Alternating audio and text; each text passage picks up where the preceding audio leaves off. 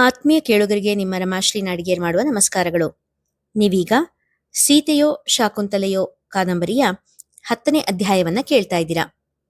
ಕಥೆ ಪ್ರಾರಂಭ ಮಾಡೋದಕ್ಕೂ ಮೊದಲು ಯಾರ್ಯಾರಿನ್ನು ಚಾನೆಲ್ನ ಸಬ್ಸ್ಕ್ರೈಬ್ ಮಾಡ್ಕೊಂಡಿಲ್ಲ ಅವರೆಲ್ಲ ದಯವಿಟ್ಟು ಚಾನೆಲ್ನ ಸಬ್ಸ್ಕ್ರೈಬ್ ಮಾಡ್ಕೊಳ್ಳಿ, ಕಥೆಯನ್ನ ಲೈಕ್ ಮಾಡಿ, ಶೇರ್ ಮಾಡಿ, ಪ್ರೋತ್ಸಾಹಿಸಿ. ಈಗ ಕಥೆಯ ಮುಂದಿನ ಭಾಗಕ್ಕೆ ಹೋಗೋಣ. ನನ್ನಿಂದ ತಪ್ಪಾಗಿದೆ ಮೇಡಮ್, ಪ್ಲೀಸ್ ಕಂಪ್ಲೇಂಟ್ ಕೊಡಬೇಡಿ. ಇನ್ಮೇಲೆ ನಾನು ನಿಮಗೆ ಯಾವ ತೊಂದರೆನೂ ಕೊಡಲ್ಲ. ಈ ಊರೇ ಬಿಟ್ಟು ಹೋಗ್ಬಿಡ್ತೀನಿ. ನಿಮ್ಮ ಕಣ್ಣಿಗೆ ಇನ್ಯಾವತ್ತೂ ಬೀಳಲ್ಲ. ಪ್ಲೀಸ್ ಮೇಡಮ್, ನನ್ನನ್ನು ಕ್ಷಮಿಸ್ಬಿಡಿ ಎನ್ನುತ್ತಾ ಸ್ವಾತಿಯ ಕಡೆಗೆ ಒಂದು ಹೆಜ್ಜೆ ಇಟ್ಟ ಕಾರ್ತಿಕ. ಸ್ಟಾಪ್ ದೇರ್, ಒಂದು ಹೆಜ್ಜೆ ಕೂಡ ಮುಂದೆ ಇಡಬೇಡ ಎಂದವಳ ಕಣ್ಣಿಂದ ನೀರು ನಿಲ್ಲುತ್ತಲೇ ಇರಲಿಲ್ಲ. ಸರ್, ನಾನು ಕಂಪ್ಲೇಂಟ್ ಕೊಡ್ತೀನಿ, ಒಂದು ಕ್ಷಣ ಯೋಚನೆ ಮಾಡಿ ಹೇಳಿದಳು ಸ್ವಾತಿ. ಸೂರ್ಯನಾರಾಯಣ್ ಅವರ ಒಂದು ಕರೆಗೆ ತಕ್ಷಣವೇ ಬಂದ ಆರಕ್ಷಕರು ಕಾರ್ತಿಕ್ನನ್ನು ಶ್ರೀಕೃಷ್ಣನ ಜನ್ಮಸ್ಥಾನಕ್ಕೆ ಕರೆದುಕೊಂಡು ಹೋದರು.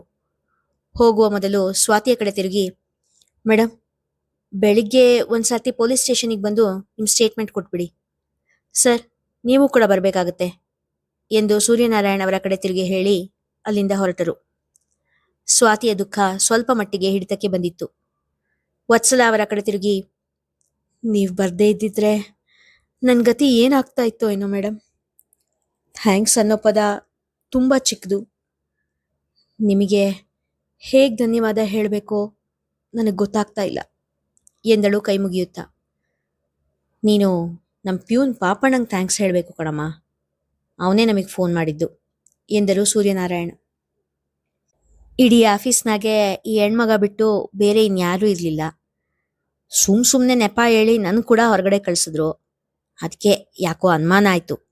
ಹೆಂಗಾರೂ ಆಗಲಿ ಈ ವಿಷಯನ ಬಾಸಿಗೆ ಹೇಳ್ಬಿಡ್ಬೇಕು ಅನ್ನಿಸ್ತು, ಅದಕ್ಕೆ ಫೋನ್ ಮಾಡಿದೆ ಎಂದ ಪ್ಯೂನ್ ಪಾಪಣ್ಣ. ಯಾವ ಜನ್ಮದ ಅಣ್ಣನೋ ಏನೋ ನೀವು. ಇವತ್ತು ನನ್ನ ಜೊತೆಗೆ ನನ್ನ ಮಗಳನ್ನ ಕೂಡ ಬದುಕಿಸ್ಬಿಟ್ರಿ.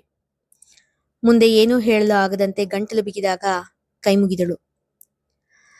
ನಿನ್ನಮ್ಮಂಗೆ ಏನೋ ಪೆಟ್ಟಾಗಿದೆಯಂತೆ, ಅದಕ್ಕೆ ಇವತ್ತು ರಾತ್ರಿ ನೀನು ಇಲ್ಲೇ ಮಲಗಬೇಕು ಪುಟ, ಸೌಮ್ಯ ಹೇಳಿದಾಗ ಸಿರಿ ಜೋರಾಗಿ ಅಳತೊಡಗಿದಳು. ಅಳಬೇಡ ಕಣಮ್ಮ, ಅಮ್ಮಂಗೆ ಜಾಸ್ತಿ ಪೆಟ್ಟೇನಾಗಿಲ್ಲ, ಸ್ವಲ್ಪ ಪೆಟ್ಟಾಗಿದೆ ಅಷ್ಟೇ. ನೀನು ಗುಡ್ ಗರ್ಲ್ ಅಲ್ವಾ, ಅಳಬಾರ್ದು ಎನ್ನುತ್ತಾ ಕೆನ್ನೆಯ ಮೇಲಿದ್ದ ಕಣ್ಣೀರನ್ನು ಒರೆಸಿದಳು. ಥೂ, ನಮ್ಗೆ ಈ ರಗಳೆನೇ ಬೇಡ ಆಗಿತ್ತು ಸೌಮ್ಯ. ನನಗಂತೂ ಆ ಸ್ವಾತಿನ್ ಕಂಡ್ರೆ ಮೊದ್ಲಿಂದಾನೂ ಹಿಡ್ಸಲ್ಲ. ಅದ್ಯಾಕೆ ಗಂಡನ್ ಬಿಟ್ಟು ಬಂದಿಯಾಳೋ, ಗಂಡ ಅನ್ನೋನು ಇದಾನೋ ಇಲ್ವೋ, ಏನ್ ಕತೆನೋ ಏನೋ ಇವಳ್ದು. ನಾಳೆ ಅವಳು ಬಂದ ಕೂಡಲೇ ಹೇಳ್ಬಿಡ್ತೀನಿ, ನಿನ್ನ ಮಗಳನ್ನ ನೋಡ್ಕೊಳ್ಳೋದಕ್ಕಾಗೋದಿಲ್ಲ, ಬೇರೆ ಏನಾದ್ರೂ ವ್ಯವಸ್ಥೆ ಮಾಡ್ಕೋ ಅಂತ ಎಂದರು ಶಾರದಮ್ಮ. ಪಾಪ ಅತ್ತೆ, ಹಾಗ್ಯಾಕೆ ಹೇಳ್ತೀರಾ? ತನ್ನ ಪಾಡಿಗೆ ತಾನಿರ್ತಾಳೆ ಆ ಸ್ವಾತಿ, ಒಬ್ರು ತಂಟೆಗೆ ಹೋಗಲ್ಲ, ಹೆಚ್ಚು ಮಾತಿನ ಹುಡುಗಿ ಕೂಡ ಅಲ್ಲ ಎಂದವಳಿಗೆ. ಅದಕ್ಕೆ ನಂಗೆ ಅವಳನ್ನ ಕಂಡ್ರಾಗಲ್ಲ. ನಗ್ನಗ್ತಾ ಎರಡು ಮಾತಾಡಲ್ಲ, ತಾನುಂಟೋ 3 ಲೋಕ ಉಂಟೋ ಅನ್ನೋ ಹಂಗೆ ಮೆರಿತಾ ಇರ್ತಾಳೆ ಎಂದರು ಶಾರದಮ್ಮ. ನಿಮ್ಮನ್ನು ಮೆಚ್ಚಕ್ಕಾಗಲ್ಲ ಬಿಡಿ, ಅವಳೇನಾದ್ರೂ ನಗ್ನಗ್ತಾ ಮಾತಾಡ್ಕೊಂಡಿದ್ದಿದ್ರೆ ಅದಕ್ಕೂ ಒಂದು ಹೆಸರಿಡ್ತಾ ಇದ್ರಿ. ಒಟ್ಟಲ್ಲಿ ಒಂಟಿ ಹೆಂಗಸರಲ್ಲಿ ಹುಡುಕೋದೆ ಲೋಕದ ಕೆಲಸ ಎಂದುಕೊಂಡ ಸೌಮ್ಯ ಸಿರಿಗೆ ಊಟ ಮಾಡಿಸಲು ಅನ್ನ ಕಲಿಸಿಕೊಂಡು ಹೋದಳು. ಸ್ವಾತಿ, ನೀನು ಈ ಹೊತ್ತಲ್ಲಿ ಈ ಸ್ಥಿತಿಲಿ ಮನೆಗೆ ಹೋಗೋದು ಬೇಡಮ್ಮ, ನಮ್ಮ ಜೊತೆ ನಮ್ಮನೆಗೆ ಬಾ, ಬೆಳಿಗ್ಗೆ ಮನೆಗೆ ಹೋಗುವಂತೆ ಎಂದ ವತ್ಸಲ ಅವರ ಮಾತನ್ನು ಮೀರಲಾಗದೆ ಅವರ ಜೊತೆಗೆ ಹೊರಟಳು.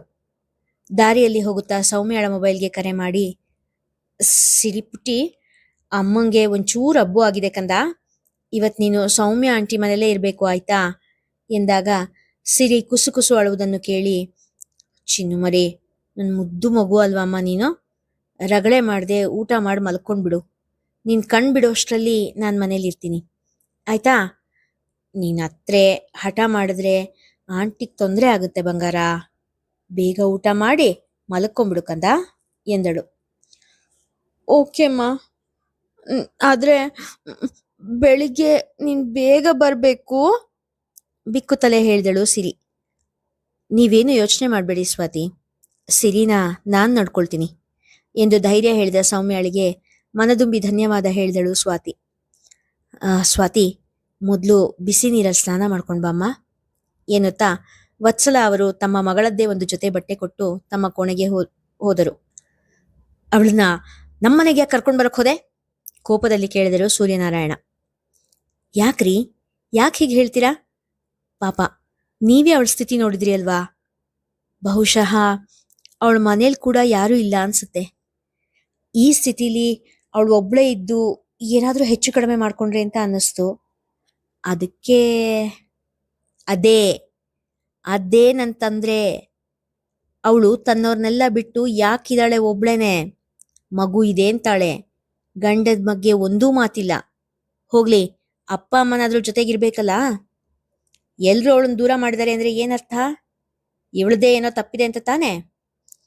ಅಂಥೋಳನ್ನ ನೀನ್ ಕರ್ಕೊಂಬಂದು ಮನೇಲಿ ಇಟ್ಕೊಂಡಿದೀಯ. ಸೂರ್ಯನಾರಾಯಣ್ ಮತ್ತೆ ರೇಗಿದರು.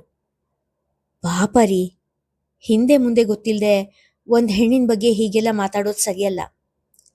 ಇವತ್ತು ಅವಳಿದ್ದ ಸ್ಥಿತಿಲಿ ನಮ್ಮೋರೇ ಯಾರಾದ್ರೂ ಇದ್ದಿದ್ರೆ? ವತ್ಸಲ ಕರುಣೆಯಿಂದ ಹೇಳಿದರು. ಸರಿ ಸರಿ, ಬೆಳಿಗ್ಗೆ ಬೇಗ ಮನೆ ಕಳಿಸೋ ವ್ಯವಸ್ಥೆ ಮಾಡ್ಬಿಡು ಎಂದರು ಸೂರ್ಯನಾರಾಯಣ್ ಸಿಡುಕುತ್ತಾ. ಟವಲ್ ಕೇಳಲೆಂದು ವತ್ಸಲ ಅವರ ಹಿಂದೆಯೇ ಬಂದಿದ್ದ ಸ್ವಾತಿ ಅವರ ಎಲ್ಲಾ ಮಾತುಗಳನ್ನು ಕೇಳಿಸಿಕೊಂಡಿದ್ದು ಇಬ್ಬರಿಗೂ ತಿಳಿಯಲಿಲ್ಲ.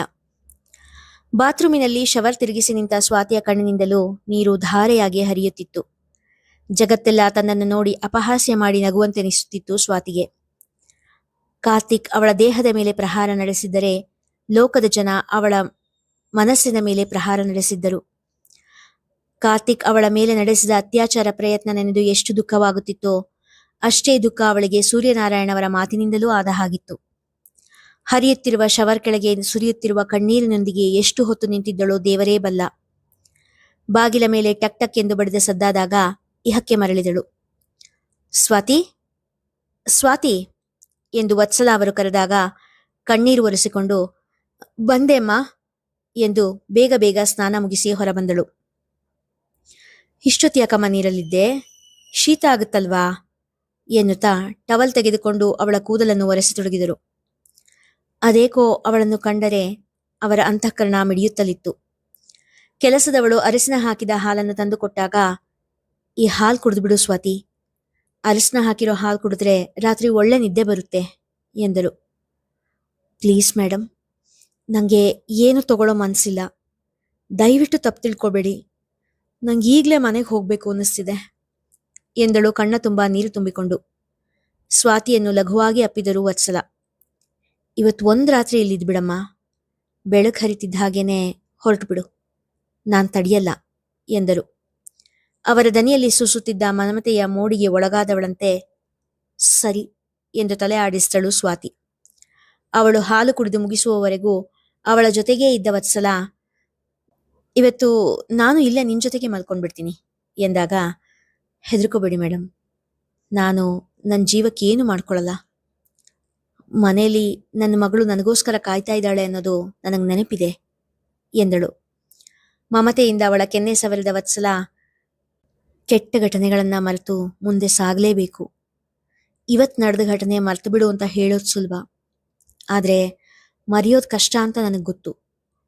ಆದರೂ ನಿನ್ನ ಮಗಳಿಗೋಸ್ಕರ ನೆಮ್ಮದಿ ನಿದ್ದೆ ಮಾಡು ಎಂದು ಹೇಳಿ ಅವಳು ಕುಡಿದು ಮುಗಿಸಿದ್ದ ಹಾಲಿನ ಲೋಟ ಹಿಡಿದು ಹೊರ ನಡೆದರು. ನೀನು ಯಾಕೆ ಇಲ್ಲಿಗೆ ಬಂದೆ? ಅವಳ ಜೊತೆಗೆ ಇರಬೇಕಾಗಿತ್ತು. ರಾತ್ರಿ ಒಬ್ಬಳೇ ಇದ್ದಾಗ ಏನಾದರೂ ಹೆಚ್ಚು ಕಮ್ಮಿ ಮಾಡ್ಕೊಂಡ್ರೆ ಅದೊಂದು ತಲೆನೋವು ಬೇರೆ ನಮಗೆ ಎಂದರು ಸೂರ್ಯನಾರಾಯಣ್. ಏನ್ ಮಾತು ಅಂತಾಡ್ತೀರಾ? ಮನುಷ್ಯತ್ವ ಇಲ್ಲದೆ ಇರೋ ಕಟುಕರ ರೀತಿ ಮಾತಾಡ್ತಾ ಇದ್ದೀರಿ. ಆ ಹುಡುಗಿಗೆ ಮಗಳ ಜವಾಬ್ದಾರಿ ಇದೆ ಎಂದು ಹೇಳಿ ಗಂಡನಿಗೆ ಬೆನ್ನು ಹಾಕಿ ಮಲಗಿದರು. ಎಷ್ಟೇ ಬಿಗಿಯಾಗಿ ಕಣ್ಣು ಮುಚ್ಚಿಕೊಂಡರೂ ನಿದ್ದೆ ಸ್ವಾತಿಯ ಬಳಿ ಸುಳಿಯುತ್ತಿರಲಿಲ್ಲ. ನಡೆದ ಕಹಿ ಘಟನೆಯನ್ನು ಎಷ್ಟೇ ಮರೆಯಬೇಕು ಎಂದರೂ ಮತ್ತೆ ಮತ್ತೆ ಕಣ್ಣೆದುರಿಗೆ ಅದೇ ಘಟನೆ ಪುನರಾವರ್ತನೆ ಆಗುತ್ತಲಿತ್ತು. ಅತ್ತು ಅತ್ತು ಸ್ವಾತಿಯ ಕಣ್ಣುಗಳು ಕೆಂಪಾಗಿ ಊದಿಕೊಂಡಿತ್ತು.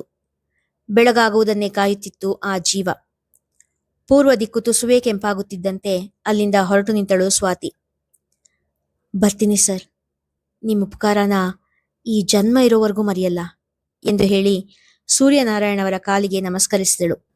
ಹಾ, ಇರ್ಲಿ ಇರ್ಲಿ, ಇವತ್ತು ಸ್ಟೇಷನಿಗೆ ಹೋಗಿ ಸ್ಟೇಟ್ಮೆಂಟ್ ಕೊಟ್ಬಿಡಮ್ಮ, ಜೊತೆಗೆ ಒಂದೆರಡು ದಿನ ಆಫೀಸಿಗೆ ರಜಾ ಹಾಕ್ಬಿಡು ಎಂದವರ ಮಾತಿಗೆ ಒಪ್ಪಿ ವತ್ಸಲ ಅವರ ಕಾಲಿಗೂ ನಮಸ್ಕಾರ ಮಾಡಿದಳು.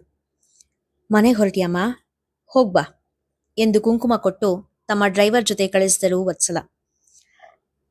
ಸ್ವಾತಿ ಮನೆಯ ಹತ್ತಿರ ಬಂದಾಗ ಇನ್ನೂ ಸರಿಯಾಗಿ ಬೆಳಗಾಗಿರಲಿಲ್ಲ. ಶಾರದಮ್ಮ ಅವರ ಮನೆಗೆ ಹೋಗಿ ಮಲಗಿದ್ದ ಸಿರಿಯನ್ನು ಎತ್ತಿಕೊಂಡು ಬಂದಳು. ಸಿಹಿ ನಿದ್ದೆಯಲ್ಲಿದ್ದ ಮಗಳ ಕೆನ್ನೆಯ ಮೇಲಿದ್ದ ಕರೆ ಅವಳು ಎಷ್ಟು ಅತ್ತಿದ್ದಳು ಎಂಬುದಕ್ಕೆ ಸಾಕ್ಷಿಯಾಗಿತ್ತು. ಸಿರಿಯನ್ನು ನೋಡುತ್ತಿದ್ದ ಹಾಗೆಯೇ ಸ್ವಾತಿಯ ದುಃಖ ಉಕ್ಕಿ ಉಕ್ಕಿ ಬಂದಿತ್ತು. ಅವಳನ್ನು ಅಪ್ಪಿಕೊಂಡು ಅಳತೊಡಗಿದಳು.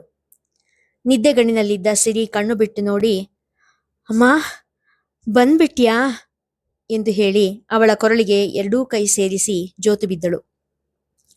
ರಾತ್ರಿ ಪೂರ್ತಿ ನಿದ್ದೆ ಇಲ್ಲದೆ ಕಳೆದ ಸ್ವಾತಿ ಮಗಳನ್ನು ಅಪ್ಪಿ ಮಲಗಿದಳು. ಮಗಳ ಅಪ್ಪುಗೆಯಲ್ಲಿ ಸ್ವಾತಿ ನಿದ್ರೆಗೆ ಜಾರಿದಳು. ಟಕ್ ಟಕ್ ಟಕ್ ಟಕ್. ಗಾಢ ನಿದ್ರೆಯಲ್ಲಿದ್ದ ಸ್ವಾತಿಗೆ ದೂರದಲ್ಲೆಲ್ಲೋ ಬಾಗಿಲು ಬಡಿದ ಸದ್ದು ಕೇಳಿತು. ಮತ್ತೆರಡು ಕ್ಷಣ ಕಳೆದಾಗ ತನ್ನ ಮನೆಯ ಬಾಗಿಲನ್ನೇ ಬಡಿಯುತ್ತಿರುವುದು ಅರಿವಾಗಿ ದಡಬಡಿಸಿ ಎದ್ದಳು. ಬಾಗಿಲು ತೆರೆದವಳ ಎದುರಿಗೆ ಮನೆಯ ಮಾಲೀಕನ ಜೊತೆ ನಿಂತವರನ್ನು ಕಂಡು ಬೆಚ್ಚಿಬಿದ್ದಳು. ಮನೆ ಬಾಗಿಲಲ್ಲಿ ನಿಂತವರು ಯಾರಿರಬಹುದು? ನೋಡೋಣ ಮುಂದಿನ ಸಂಚಿಕೆಯಲ್ಲಿ. ಕತೆ ಇಷ್ಟವಾಗಿದ್ರೆ ಹೆಚ್ಚು ಹೆಚ್ಚು ಜನರಿಗೆ ಶೇರ್ ಮಾಡಿ, ಕಥೆಯನ್ನ ಲೈಕ್ ಮಾಡಿ, ಹಾಗೆ ಕಮೆಂಟ್ ಸೆಕ್ಷನ್ ಅಲ್ಲಿ ನಿಮ್ಮ ಅಭಿಪ್ರಾಯ ತಿಳಿಸಿ ಪ್ರೋತ್ಸಾಹಿಸಿ. ಧನ್ಯವಾದಗಳು.